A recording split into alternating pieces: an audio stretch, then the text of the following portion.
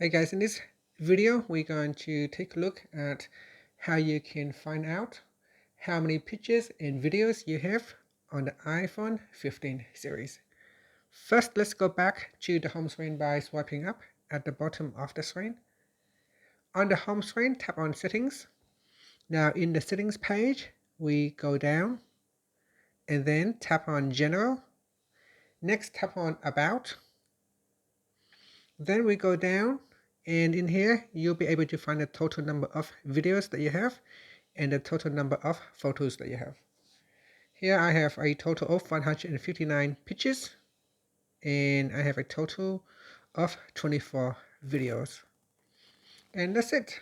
Now when I tap on it, nothing happens. It doesn't give me any more information. To view more information about storage space, you need to go into storage space. And that's it. Finally, you can swipe up to go back to the home screen. Thank you for watching this video. Please like and subscribe to my channel for more videos.